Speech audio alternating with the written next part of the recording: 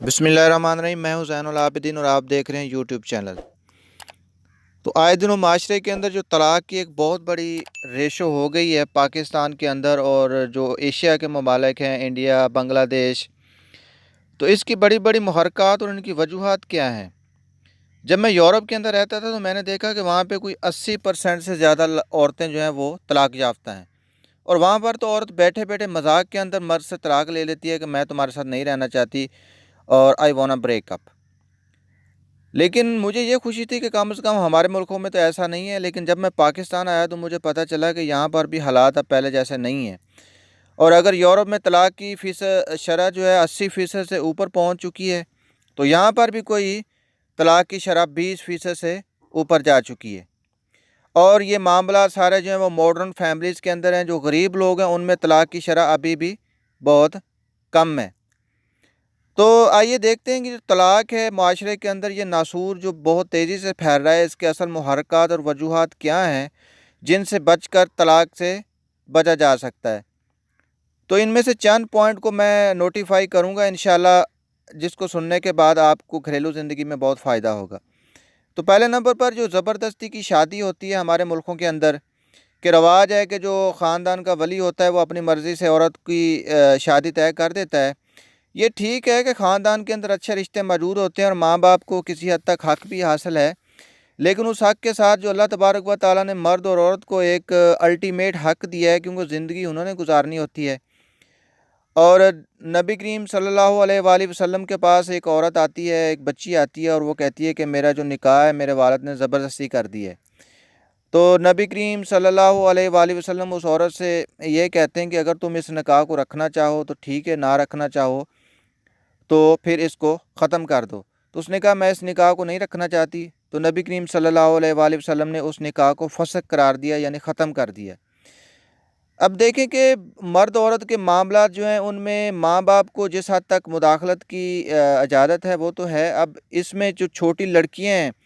ابھی ان کی عمر 5 سے 7 10 سال ہوتی ہے، اور ان کی جو منگنیاں کر دی جاتی ہیں اور پھر شادی تک نوبت آ جاتی ہے، اور پھر جب ان کے آپس میں معاملات طے نہیں ہوتے تو طلاق ہو جاتی ہے، اور ماں باپ جو ہیں وہ اس کا قصورواد لڑکی یا لڑکے کو ٹھہراتے ہیں۔ تو اس میں خصوصی طور پر والدین کو سمجھنا چاہیے کہ یہ سارا ہمارا قصور ہے، اس میں لڑکی اور لڑکے کی مرضی کو جاننا ضروری ہے۔ اس کے بعد یہ محبت کی شادی کا ٹرینڈ جو چلا آ رہا ہے، لیلا مجنوں کی کہانی، اور مرد عورت کہیں فون پہ آپس میں بات کر لی، یا پھر کہیں پارک میں گھومتے ہوئے مل گئے۔ اصل میں ہوتا یہ ہے کہ قرآن مجید کے اندر اللہ تبارک و تعالیٰ نے حضرت یوسف علیہ السلام کے جو قصہ ہے اس میں ایک لفظ استعمال کیا، ہجان۔ اب ہجان کو میں عام لفظوں میں آپ کو سمجھاتا ہوں کہ یہ ایک حرارت جو جسم کے اندر پیدا ہوتی ہے، اس کو اللہ تعالیٰ نے ہجان کا نام دیا ہے، کہ جب مرد عورت ایک دوسرے کو دیکھتے ہیں تو ان کے اندر ایک ہجان پیدا ہوتا ہے، ایک حرارت پیدا ہوتی ہے، اور جب وہ دونوں اس حرارت کو قابو نہیں کر سکتے تو وہ حرارت آہستہ آہستہ پھیلتے پھیلتے ان کے پورے جسم، ان کے دماغ پر قبضہ کر لیتی ہے،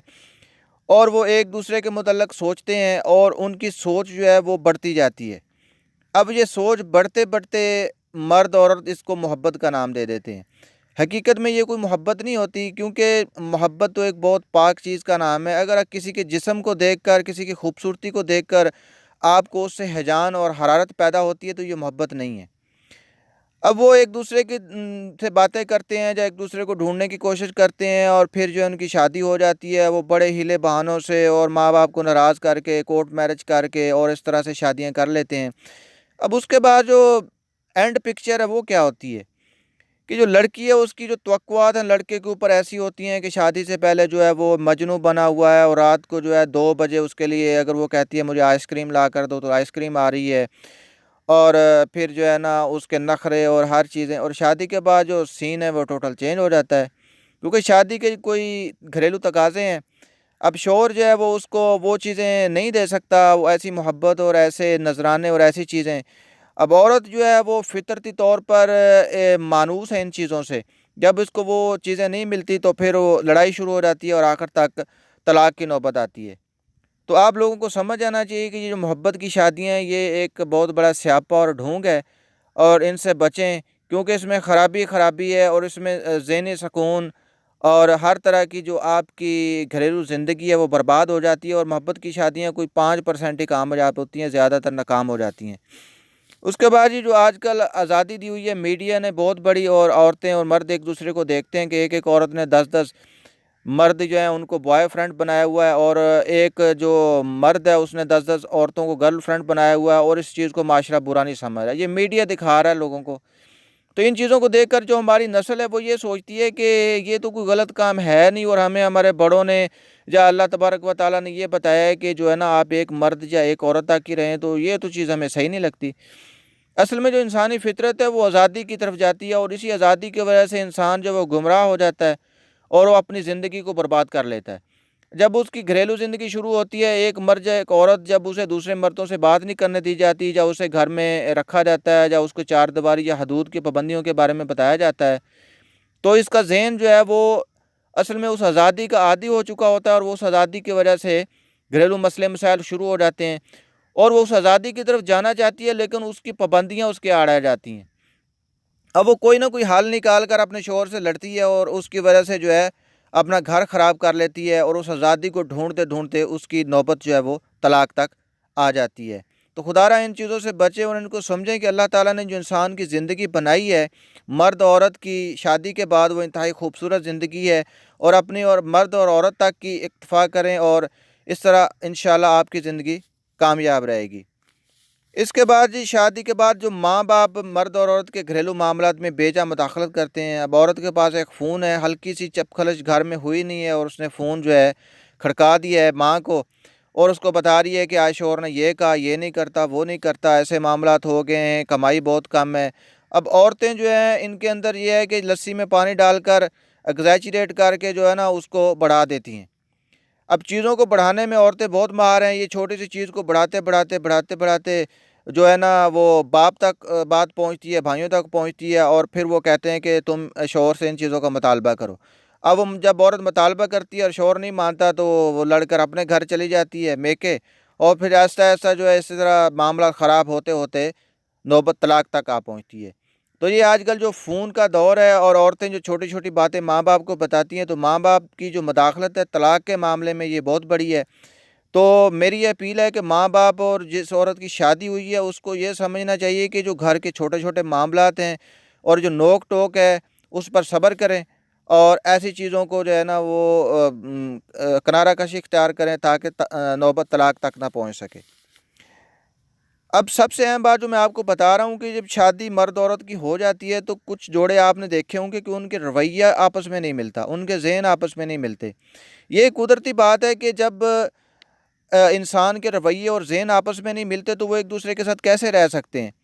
اب شادی کے بعد کچھ ٹائم تو وہ گزار لیتے ہیں، لیکن بات پھر وہیں ہوتی ہے، اور مسئلہ یہی ہوتا ہے، لیکن عورت کہتی ہے کہ آپ کی کمائی کم ہے، اور مرد کہتا ہے آپ میری عزت نہیں کرتے۔ لیکن آپ نے دیکھا ہوگا کہ پاکستان میں کوئی 70% سے زیادہ لوگ جو ہے نا گاؤں کی چھوٹی چھوٹی بستیاں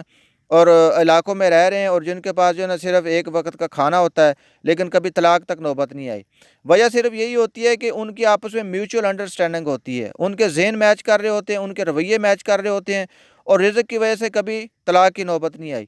لیکن ایسے جوڑے جن کے ذہن میچ نہیں کرتے، جن کے رویے میچ نہیں کرتے، وہ بڑے بڑے گھروں میں رہنے کی وجہ سے ایک دوسرے سے ہر وقت لڑتے ہیں،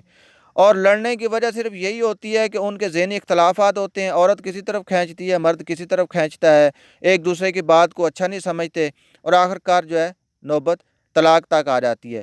تو اصل حقائق کو سمجھنے کی کوشش کریں کہ جو طلاق ہے وہ کس وجوہات کی بنا پر ہوتی ہے، ایسے ہی دوسری چیزوں کو بیچ میں لے کر آ جائیں کہ رزق کم ہے، کمائی کم ہے، بھائی یہ کوئی بات نہیں ہے، اس سے کبھی طلاق نہیں ہوتی، یہ اپنے ذہن میں بٹھا لیں۔ طلاق ہمیشہ رویوں کے نہ ملنے کی وجہ سے، اور جو باقی جو محرکات میں نے آپ کو بتائے ہیں اس کی وجہ سے ہوتی ہے۔ انشاءاللہ میری یہ ویڈیو جو معاشرے میں ایک بہت بڑا ناسور ہے، میں نے ضروری سمجھا اس پر نیوز دینے کے لیے، آپ کو پسند آئی ہوگی۔ جس نے میرے چینل کو سبسکرائب نہیں کیا سبسکرائب کریں۔ انشاءاللہ ملتے ہیں اگلی ویڈیو میں۔ اللہ حافظ۔